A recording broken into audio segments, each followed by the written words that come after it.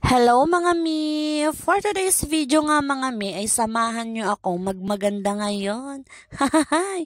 Feeling lang maganda. Nandito nga ako ngayon mga mi sa Browkitech Aesthetic dito sa Lipa City. 2 years ago na nga mga mi nung last ako na nagpakilay.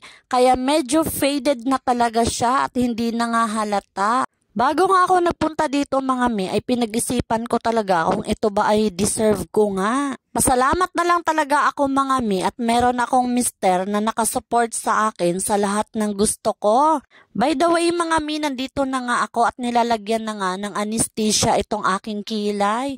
Ito nga pala ang first step na gagawin sa'yo mga mi. Lalagyan nga ng anesthesia at ibababad nga ito ng 30 minutes.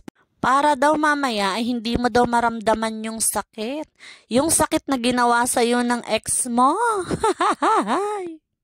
Pagkatapos nga mga mi ay lalagyan lang ito ng cover para ma-absorb ng ating balat yung anesthesia. Sa mga nagtatanong nga sa akin kung masakit daw ang procedure na to, ang masasabi ko ay hindi naman. Mas masakit pa yung niloloko ka ng asawa mo ng paulit-ulit at hinahayaan mo lang. Ganun. Oh, Pak! Sino ka dyan? Sino ka dyan, te? Maganda ka ba? Ano ba yan? Di bali na nga mga mi, nagigising tayo na walang sinaing. Basta pagising natin ay meron tayong kilay.